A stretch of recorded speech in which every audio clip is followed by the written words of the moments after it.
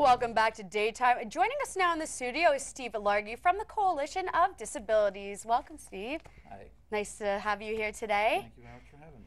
Now you're here and you're talking about Practice Firm. That's right. Can you explain a little bit about that to the viewers, what that is? Sure, definitely.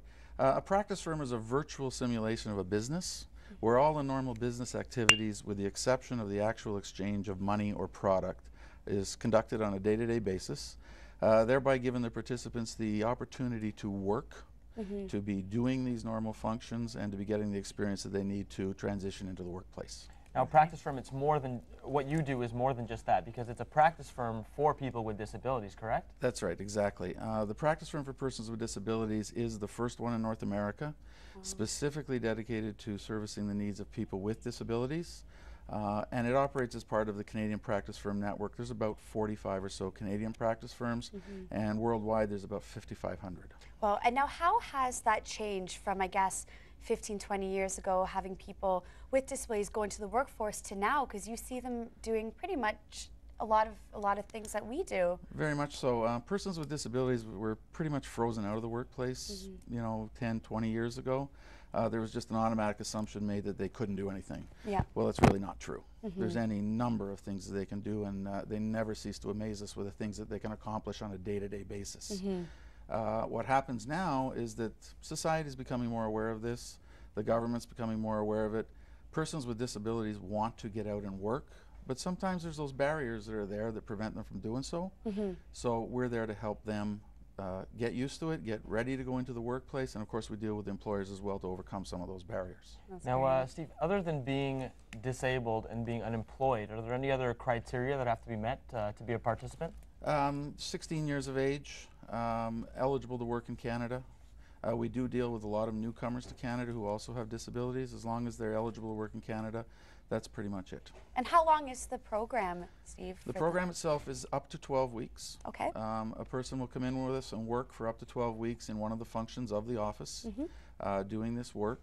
Now, a part of what we do day to day is job search as well. There's an ongoing job search. If they get a job, then they're finished, okay, because that's ultimately the goal. Yeah, and what is the success rate with that? Is it fairly high? You find them getting out there and getting real jobs? It is relatively high. There are some barriers that are hard to overcome, but we have seen a certain amount of success. It just depends on who's in, what the barriers are. We've had some really great success rate. There's been a number of people who have gone out and gotten jobs. They're still working, and they're doing very well. Oh, great. Steve, how can people apply to this program? One of the best ways to come into the practice firm or into any of the employment services that the Coalition offers is to attend one of our public information sessions. They're held every 2 weeks, and you would phone Employment Access for that. The number is 905-755-9734. And we have it up on the website as well. Excellent. So what would happen is they just phone and tell us that they're interested in attending one of these sessions. They come in, we tell them all about the program, and then if they're interested in being part of it, we refer them to the necessary case managers that would refer them back to us. All right, Steve. Well, we got to take a break, but we'll have more with you afterwards. But when we come back, we talk some more with Steve Largy. Stay with us. Don't go anywhere. You're watching Daytime.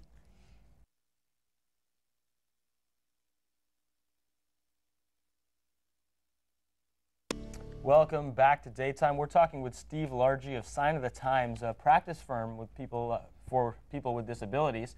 Now, Steve, just wondering, what is a typical day like for a participant at one of these practice firms? Participants come in and they work on a normal 9 to 4, Monday to Friday work week. A part of the day is spent job searching, probably about 20% of the time.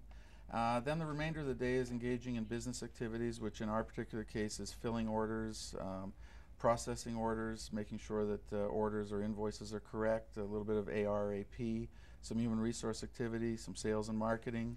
We also have a technical side, so we have web design, web support, graphic designer, and you know, basically it's just going through whatever would happen in a normal office. So it very much mirrors a real company, as you said, and Sign of the Times is actually associated with actual real companies. And how does that link, how does that connection kind of work? Well, what happens is all practice firms basically have a mentor sponsor, which is a real existing company. And what you try and do is you try and develop a relationship with those companies and mirror their operations as much as possible.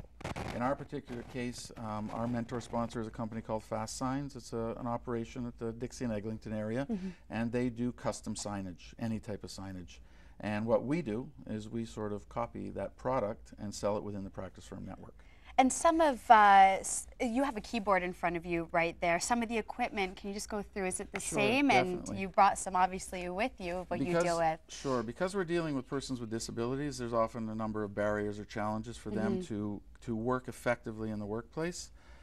This particular keyboard. And you can hold it up, we can get a shot of that sure. as well. I'll just hold that up. It's a neat looking keyboard. Yeah. Well, and that's actually a full keyboard, right? Really? The difference is this is called a half keyboard, and this one is for a person with a right hand.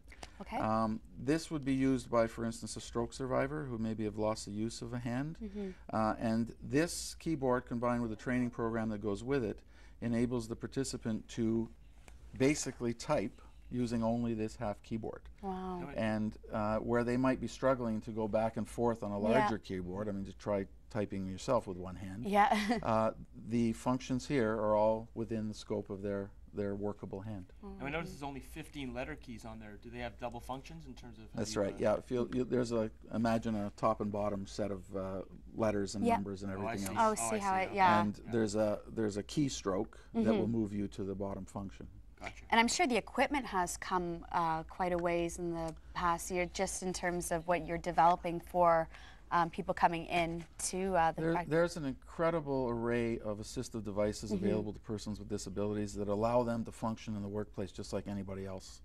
And very often, the cost of these is not even necessarily very high. What happens is that for for $500 or $1,000, if that's all that's standing between a person with a disability and being successful in a job, we find that money. That's great, Steve. Well, thank you so much for being here with us today. We really appreciate it.